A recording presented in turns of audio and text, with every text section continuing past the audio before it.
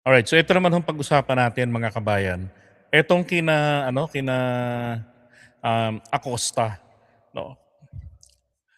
Kasi etong mga yung mga nakikita niyo ho sa picture, yung kampo ni VP Sara, 'no. Tsaka yung naka-green ay si Mrs. Pareha na supposed to be ay ipipresenta nung nakaraan, 'di ba? Kaya lang sabi nga ni Escudero, I don't think na kailangan pa natin siyang ipresenta. Pero naalala ko sinabi na rin yan ni Beatrix Luistro na hindi na nila ipipresenta. Pero ano ho ba ang kanyang patutunayan supposedly doon po sa impeachment, 'no? Ito ho yung ipapakita ko naman sa inyo. Kasi ipapakita ho niya sana ang 'tong mga taong ito na ilang buwan ho kasi na pinatatawag sila. Gano'n din si VP Sara, 'no? Pinatatawag ng House of Representatives noong 2024 pero ayaw ho talaga namang magpa-unlock, At tignan niyo ho kung gaano yung delay-delay na ginawa nila, oh. Now, bago yun, so eto ho yung mga lumabas sa balita noon, oh. Hindi ba't ang mga eto yung mga nagdatingan dun sa may House of Representatives, ganyan, at kasama na nga rin nila si Sara. In fact, apat po sa mga yan, kabilang si Sara, ay na-cite in contempt ng Kamara, di ba? Kabilang itong si Attorney Rosalyn Sanchez, and then si Inday, at eto ho yung si Ortonio. Oh, sorry. Eto ho si Ortonio. No. Ito ho ay isa sa mga dapat ipatawag din ng prosecution at ipresenta diyan sa Senate impeachment trial laban kay Sara. Sapagkat malaki rin yung papel na kanyang ginagampanan. Oh. Ito rin si Fajarda. Yan. Okay? Now, ito yung mga taong yan. Oh. So Gina Acosta, ito yung mga importanteng tao dyan.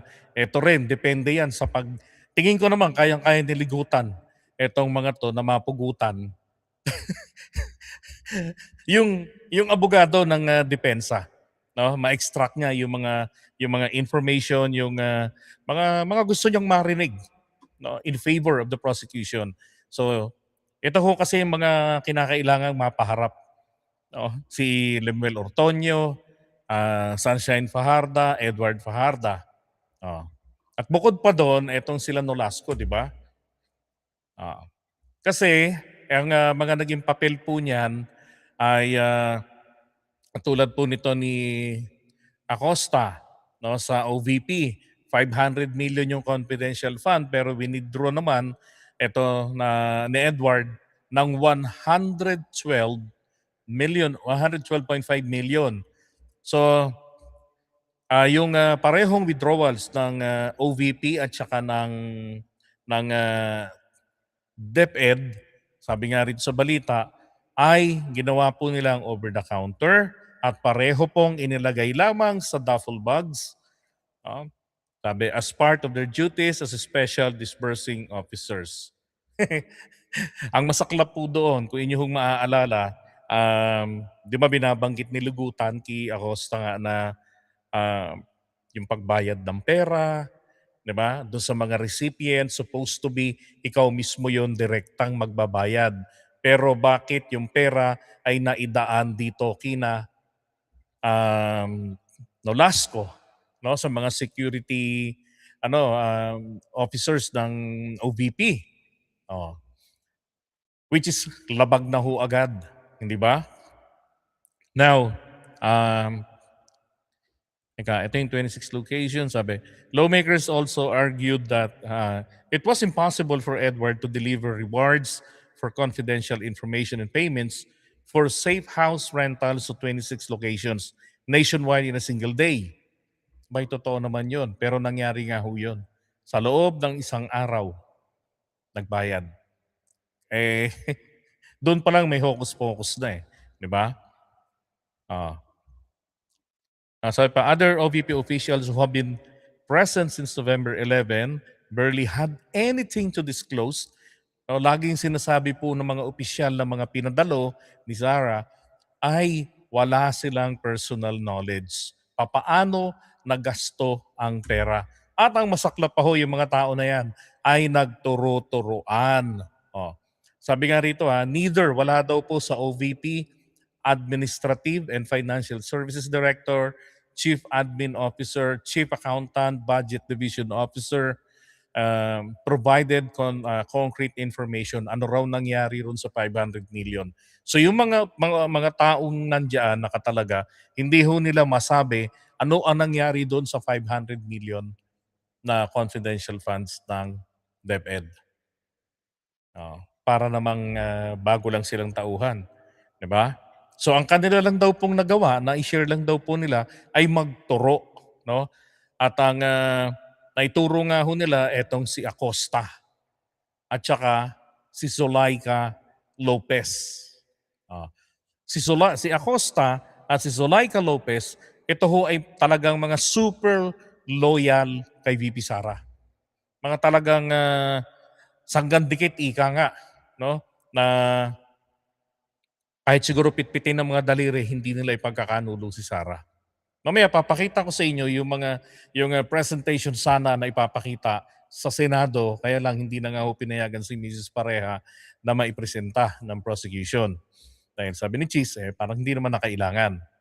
Kasi yung mga mahalagang dapat na masabi niya, nando rin naman na, di ba? Nabanggit na rin ang mga nauna.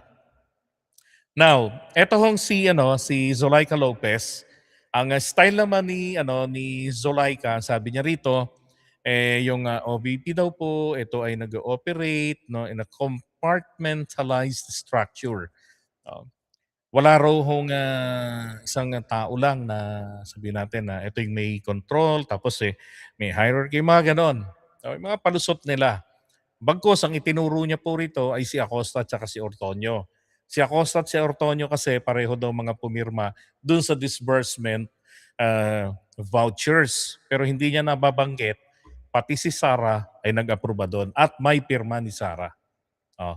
So sa simula pa lamang ho, 2024 pa lamang November pa lamang po, eto nang si Acosta, si Ortonio na ang kanilang idinidikdik doon. Kaya lang siyempre sa pag-determine ho kasi kung sino ba talaga yung merong pananagutan, ika nga, siyempre titignan mo rin doon kung sino yung designated.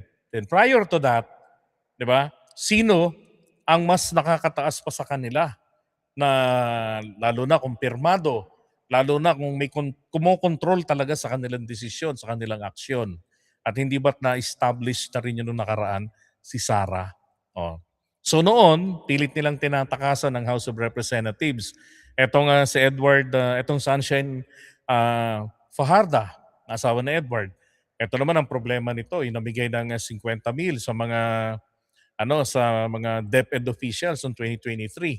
Sa utos din ni Sara Duterte. So another thing that has to be established before the Senate impeachment trial diyan sa korte na yan, ito pa. Diba? So actually, yung dalawang Fajarda, damaging din kay Sara yan. Pag nagsalita na yung mga yan. Pagka napiga ng maganda-ganda yung dalawang yan. Ito ho yung mga effort ni VP Sara at ng mga opisyalis niya na takasan ang House of Representatives. Oh. Hindi ho ba ilang beses yung trial doon? Parang 9 na beses yata yun eh.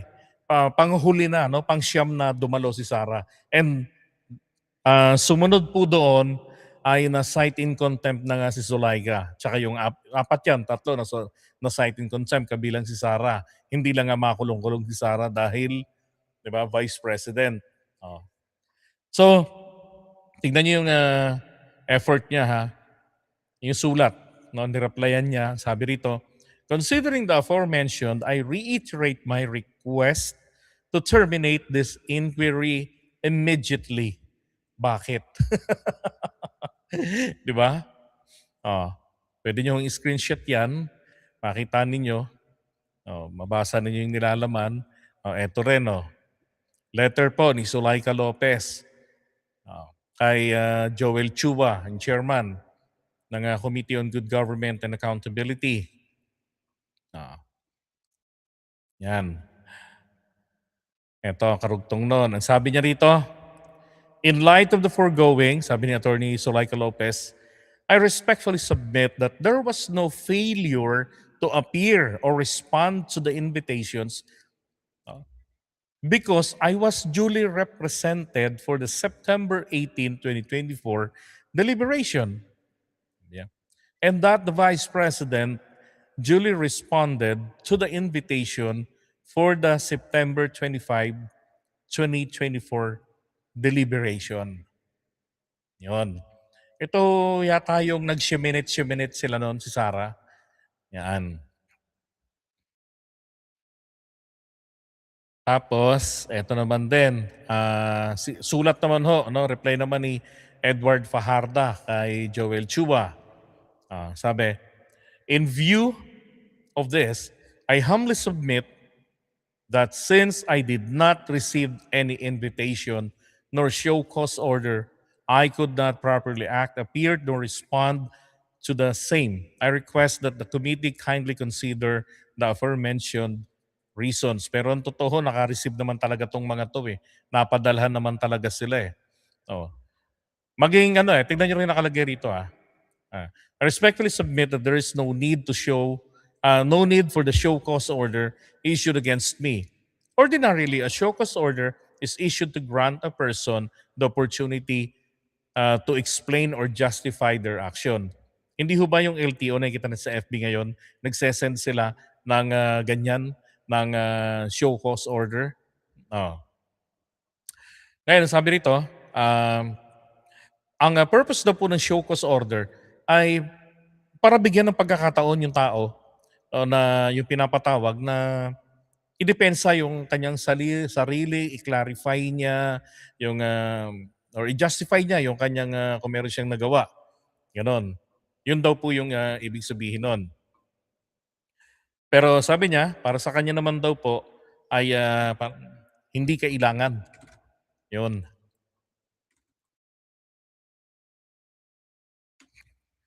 And then, so taking into account that an invitation is not compulsory process, there's no reason to require a resource person to explain. So, ginawa ko kasi nila rito, hinanapan nila ng butas yung proseso. Katulad na lang ng show cause order. Para sa kanya, wala naman akong ginawang mali para ipatawag ninyo ko. At hindi naman ito mandatory na sagutin, pagbigyan, patulan. Ganon din naman daw bilang sa isang resource person na i-require ito na magpaliwanag. Bakit hindi nila tinatanggap yung imbitasyon? Hanep, di ba? Ang titigas ng mukha ng mga taong ito, grabe. Hindi, kasi ganito, alam niyo mga kabayan, saan po nila yan natutunan? No?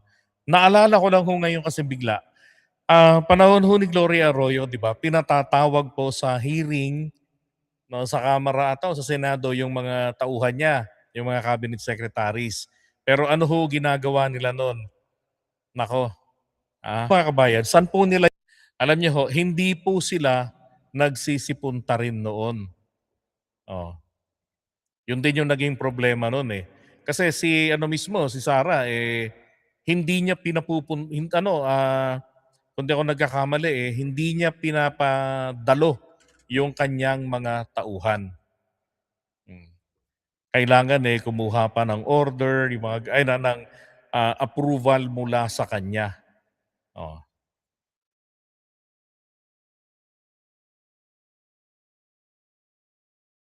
Excuse me.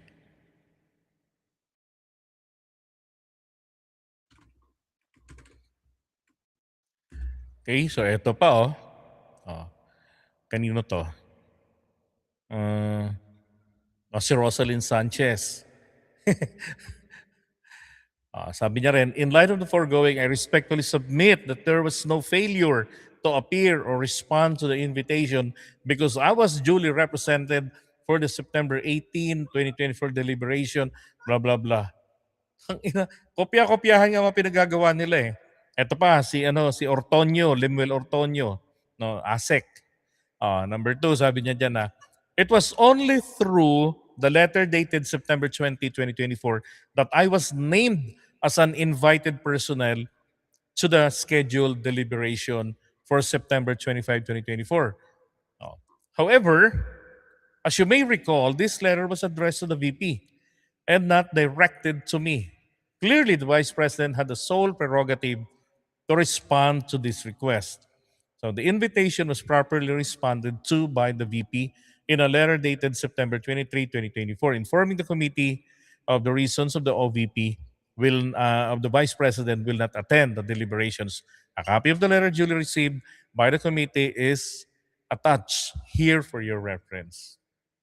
Inantong mga to, di ba? Oh. Kanya-kanya sila ng ano doon, ng palusot. No? Talagang yung, as in yung buong kampo ho talaga ni VP Sara, iwas na iwas talaga sila na matanong doon sa kamera. Ito pa, November 5, sabi rito, there was no subpoena received. Ayos no? Ang daming mga dahilan. Ayan sila. And then we therefore respect the committee to terminate its inquiry on the matter respectfully submitted. Diba? Ano yun? Because of your convenience, sa mga palusot ninyo noon sa kamera?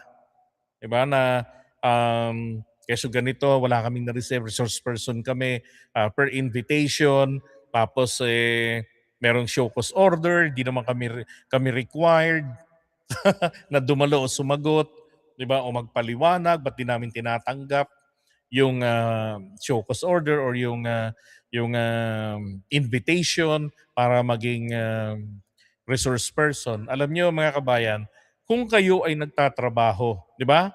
Kung nagtatrabaho kayo sa publiko, na yung amo ninyo kaya nakapwesto ay namalimos ng boto, namalimos ng tiwala ng taong bayan, ay dapat po kayo ganun, kayo po, lahat kayo, ay nandun yung willingness ninyo na na kayo ay tawag diyan, kayo ay dadalo sa mga patawag, sa mga inquiry, lalo na yan po ay pera ng bayan ang pinag-uusapan Oh, 'di ba? Mali naman yung ganyang palusot na kung ano na yung mga inimbento nilang mga katarantaduhan. Oh, ganun hong ginawa nila. Ilang buwang patawag yan. No? Para sa transparency sana, ang problema, pilit naman po talaga nila itong tinatakas-takasan. Yan Grabe, ang lulupit. Letter of Gina Acosta, Sunshine Fajarda, Edward Fajarda, kay Joel Chua. Nakalagay rito, we would again like to respectfully inform the Honorable Committee that our non-attendance was due to the following. May gala kasi sila niyan an official business to monitor and facilitate the preparations of Sunshine Fajarda and the preparations of the various OVP activities. And then for Gina Acosta naman daw po, on official business to monitor and facilitate preparations of the various OVP activities in Southern Mindanao Satellite Office from November 9 to 15. Diba? Alam niyo tong mga to, naalala ko isang bagay. Yung pinatawag ng NBI si VP Sara tungkol doon sa kanyang accusations na may pagtatangka rin sa buhay nila. Diba? Ng pamilya niya. May nagtangkang gumurgur sa kanya. Hindi ho ba pinatawag siya ng NBI? Ano ho ang reply, ang sabi roon sa hearing sa Kamara, ay dyan sa impeachment, ang sabi ni Matibag, nag-respond ang OVP, nagpadala ng abogado na may sulat, na may excuse letter na dala. At ang sinasabi ng abogado daw ay ipinaliliwanag bakit hindi makarating si Sara para magbigay ng information ng pagsisimulan ng pag-iimbestiga ng NBI. Di ba? Buhay niya, ng pamilya niya ang nanganib yun sa kanya. Tapos nung hinihingi niya na imbestigahan, wala man lang daw nag-investigate. Ayun, nagpatawag ang NBI pero ang ginawa niya, dinedma, nagpadala ng maling tao, dapat siya yung naka-experience, siya yung magpapaliwanag or ipinaliwanag sa abogado para si abogado ngayon ang magpapaliwanag. So saan po magsisimula ang NBI doon? Now going back, ganun din ho ito. Pwede naman nilang i-cancel yan. Isipin nyo naman, monitor lang naman nila. 'Di ba? Samantalang may mga ibang tauhan ng OVP para mag-monitor. Oh, may ibang mga assistant secretaries yang mga 'yan na dapat naman talagang sila yung mga nagmo-monitor, 'di ba? Kaysa tong mga nasa ano, mga nasa tong mga admin staff. Ay nako, mga palusot na lang talaga nila 'to eh. Tsaka bakit ititiyempo sa panahon na alam naman nila na magkakaroon ng hearing, may patawag sa kanila. Oo. Ganyan ho ang kalokohan nila. Kasi ho, ba't ko po ito nabanggit? Kasi may mga dumadaing-daing ng mga taga-kabilang kampo, hindi raw po nabigyan ng sapat na pagkakataon si Inday at ang kampo niya na magpaliwanag diyan sa House of Representatives. Bakit? Kasi na-stop yung pagdinig. Naalala nyo? Na-cite in contempt si Zulaika Lopez, nagdrama na si Sara. Pinasok yung Kongreso, nag-stay doon sa opisina ni Pulong. Diba? Tapos nag-jogging-jogging doon sa house, sa field yata. Tapos meron daw nga na nagtatangka na naman daw sa kanya, praning lang. Parang yung pag-cancela niya ngayon ng kanyang biyahe. Oh, kinall out niya ang bilyonaryo. Oh, nakita ko sa post ng GMA, kinall out niya. Kasi inaccurate daw yung detalye. Oh, parang tinatanggi pa nila. Pero kinansilan nila yung biyahe niya sa Japan. Ano yun? Di ba? Sus Mariosep. Mhm. Oh, ayan oh. As you may have been made aware, yesterday, November 23, I was admitted and confined in the veterans. ito na yung makatapos na ng drama-drama eh. 'Di ba? Yun naman talaga yung purpose nila doon eh. Magdrama ng matigil na yung mga hearing-hearing diyan. At yun na nga ho yung nangyari. They just buy time. 'Di ba? Hanggang sa dumating na yung pagsasara ng Kongreso, and then under the rules, pag natapos po ang isang Kongreso, nag-adjourn, kailangan ng pakawalan etong mga na-hold nila sa mga detention facilities nila, including si Grijaldo at the time, right? Kaya lang ito nga naman kasi, di ba, maaga hindi na to nahintay na dumating yung punto ng pagsasara. Oh, mismo itong mga kongresista na nilet go na rin si Zulaika, hindi na po ito kinustody. Kahit man lang under hospital custody, wala na. No. Eh lang, lugi lang naman sila Grijaldo kasi tanging si Zulaika lang talaga yung pinag-effortan na isara para dyan. So ito yung ito yung sinabit niya, yung mga request, mga pinadalang sulat, na mga na-replyan. Yan, yung mga pinakita ko kanina.